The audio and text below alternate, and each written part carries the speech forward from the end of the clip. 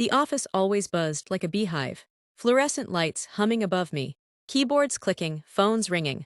I remember sitting at my desk, staring at the screen, my coffee going cold, thinking this is it.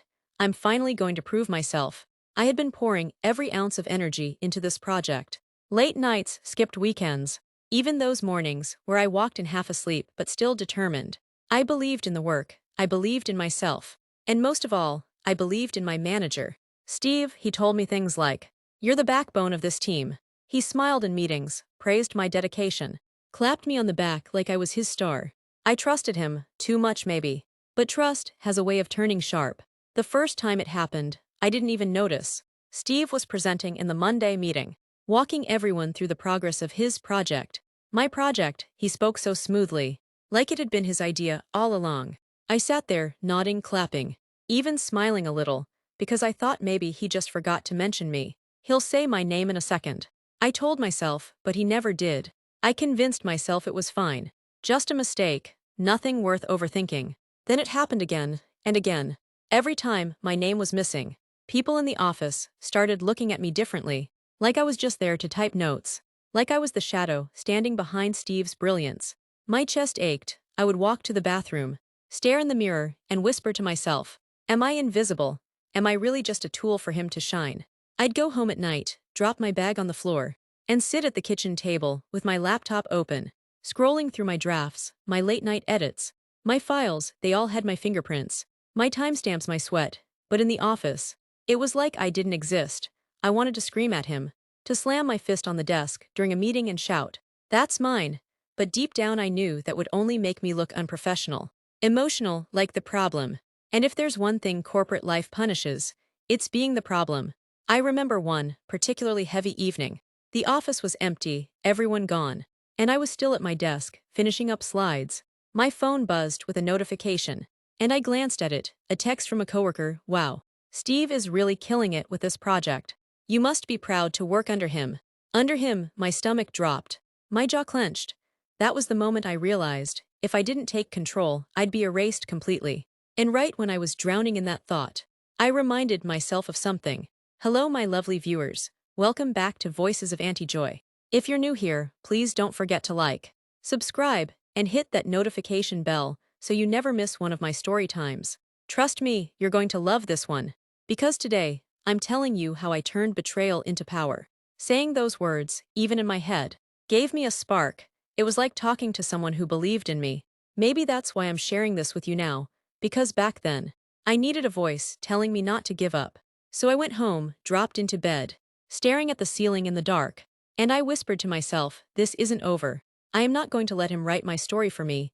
This is still my fight. The next morning, I walked into the office with my usual coffee cup in hand, but something inside me had shifted. I was quieter, my smile felt heavier, like it was pinned in place, just to survive the day. Steve passed by my desk, flashing that same easy grin he always wore. And for the first time I saw it for what it really was, a mask. He didn't look at me like a teammate, not like an ally. He looked at me like a resource, like the stapler on his desk, useful, replaceable. That day, he called another meeting. I sat in the corner of the conference room, scribbling notes like I always did. He clicked through the slides, with my graphics, my words, my late-night formatting. This, he said, pointing to the chart, was a tough nut to crack, but I worked it out. I nearly choked on my water, worked it out. I had spent 3 nights crunching that data, going cross-eyed at the screen, praying Excel wouldn't crash on me again. He hadn't even looked at it until I handed him the polished file.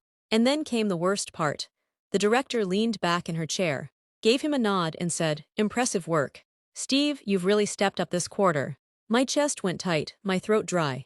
I wanted to stand up and scream. That was me, but I didn't. I just smiled weakly, scribbled another note, and stared at the pen shaking in my hand. Later that afternoon, I ducked into the restroom, locked the stall, and sat there in silence. The air smelled of lemon cleaner, the kind that stings your nose. My heart pounded, and I whispered to myself, maybe they're right, maybe I'm just the assistant, maybe I don't deserve credit. The thought stung so much, I had to bite my lip to stop tears from spilling over. But then, another voice whispered back, sharper, stronger, "No, that's not true. I did this. I built this." That night, I went home and sat at my kitchen table with my laptop open, the screen lighting up my tired face. I pulled up every email thread between me and Steve, every draft file, every document where my name was on the header. I noticed something I had ignored before: timestamps. My fingerprints were everywhere, proof that the work was mine long before it ever hit his desk. And that's when the seed of an idea planted itself. If I couldn't fight him in the open, if speaking up in a meeting would only make me look like a desperate complainer, then maybe I needed a quieter plan. A smarter plan, one that spoke with facts instead of feelings. I started small. Every time I sent him a draft, I CC'd another manager. Not in a loud or suspicious way, just casual. Like, hey, here's an update for Steve. Thought you might want to see progress too. Every time I built a new slide deck, I saved the earlier drafts with dates.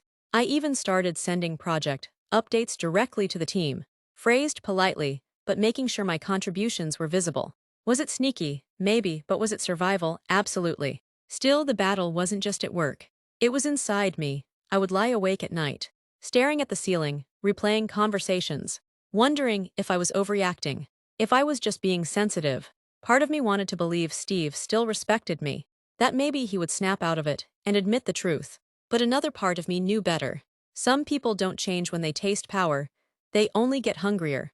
I pressed my palms together and whispered into the dark, if he wants to play games, fine, but I'll play smarter. And with that, the plan to reclaim my story had officially begun. I remember the night it all clicked. The office was quiet, the hum of the printer echoing faintly down the hall. But I wasn't there, I was home, in my tiny kitchen, with my notebook spread open in front of me. The lamplight was dim, casting long shadows across the table. I had written one question across the top of the page: what do I actually want? At first, my pen hovered because I wasn't sure. Did I want to expose Steve, embarrass him, watch him crash and burn? That thought burned bright for a moment, but then it fizzled. No, that wasn't it. I didn't want chaos. I didn't want to be dragged into drama. What I wanted was simple: recognition, respect, dignity. I wanted the truth to stand taller than his lies. So I made a promise to myself. I wouldn't scream, I wouldn't fight in the mud. I would win by being calm, patient, and undeniable. I flipped the page and started writing steps, almost like a general mapping out a battle plan. Step 1, document. Screenshots of emails. Saved drafts with timestamps.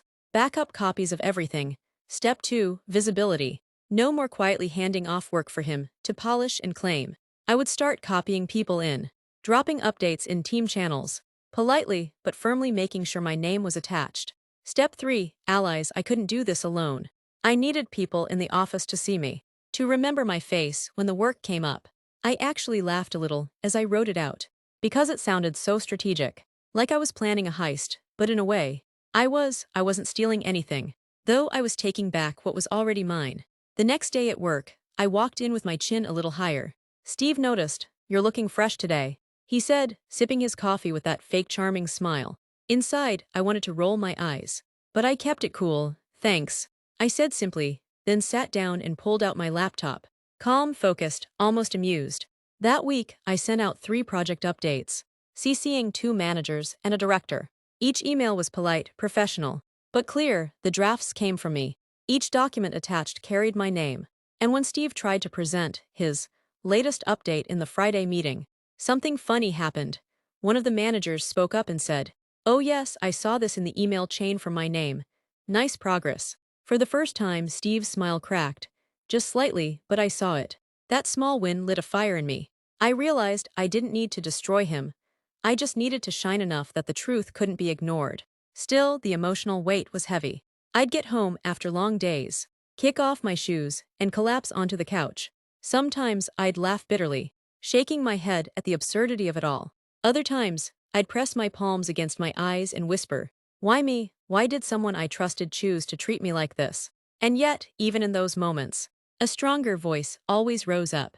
Because this is your lesson. Because you needed to learn that not everyone who praises you has your best interests at heart. Because you're tougher than this. I kept documenting, I kept building allies. I even started dropping hints to HR. Casual questions about processes and credit tracking, just enough to plant seeds. Every day, my plan grew stronger. Every day, my confidence grew. Too, and deep down, I knew. The day was coming when all the threads I'd been weaving would come together in a single, undeniable reveal. I didn't know exactly how it would happen, but I knew one thing for sure: Steve's mask was going to crack. And when it did, I'd be standing tall, holding the truth in my hands. The day it finally happened didn't look dramatic from the outside. No storm, no raised voices, no chaos. Just another quarterly review meeting. Fluorescent lights buzzing, a row of senior leaders sitting at the long table, their laptops open, and coffee cups lined up like soldiers.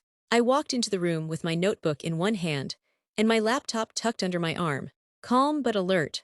My heart was beating so loudly I thought everyone could hear it, but my face stayed composed. Steve started the presentation, clicking confidently through the slides. He spoke with his usual charm, taking credit, as if the work had poured straight from his brain. This project, he said, was one of the toughest we've handled, but I managed to streamline the data and create a clear path forward. The director nodded thoughtfully. For a moment, I felt the same sinking in my stomach I had felt so many times before. But this time was different. I wasn't helpless anymore. When he finished, the director turned toward me, almost as a courtesy. Anything to add? She asked. My fingers tightened on my laptop. This is it, I told myself. Stay calm, just the facts. I opened my computer and shared my screen. Yes, I do have something, I said evenly. My voice didn't shake. I pulled up the draft versions of the slides, each one saved with timestamps. I clicked through the email threads, showing when I had sent Steve the files, weeks before he had ever touched them. I didn't look at him. I kept my eyes on the leaders, on the facts. Silence filled the room. It was so quiet I could hear the air conditioning hum. Finally, one of the managers leaned back and said, "That's very clear." Another nodded. Yes, I remember seeing these in the updates. My chest loosened with relief. They saw it, they finally saw it. Steve's smile had vanished. He shifted in his chair, coughed lightly, tried to recover. Well, of course, my name contributed, but the words sounded thin, hollow, too late. The director closed her laptop slowly. Steve, we'll need to have a follow-up conversation about this. That was it, no shouting, no fireworks. Just a simple sentence that carried more weight than anything I could have screamed. I sat there quietly, hands folded in my lap. My breathing steady, I had done it. Not with anger, not with spectacle, but with truth. In the weeks that followed, things shifted fast. Steve was reassigned, his reputation damaged. People who had once overlooked me started greeting me differently, with nods of respect. And then came the moment I had been waiting for, an email from leadership, offering me the promotion I had worked so hard to earn. The night I got the news, I sat at my kitchen table again, the same place where I had once cried and questioned everything. But this time, I wasn't crying. I was smiling, quietly, peacefully. You'd think I would have been dancing on the couch, blasting music in celebration. But honestly, I just felt relief. A deep, bone-level relief that the truth had stood up for me when I finally gave it the chance. I whispered to myself, you did it. You kept your dignity. You proved them wrong without losing yourself. And that was the sweetest revenge of all. Looking back now, I realize something important. Revenge isn't always about tearing someone down. Sometimes it's about standing so tall that the lies collapse under their own weight. It's about boundaries. It's about proving to yourself that you are stronger than betrayal. And maybe, just maybe, it's about compassion too. Because even though Steve hurt me, I couldn't help but feel a little sorry for him. He thought stealing someone else's light would make him shine brighter. But in the end, all it did was expose the darkness he carried. So if you're listening to this story, and you've ever been betrayed, let me remind you, you don't need to fight dirty to win. You just need to stay true to yourself. Document the truth, and let time do the heavy lifting. That's exactly how I turned a betrayal into a victory. Quietly, patiently, and powerfully.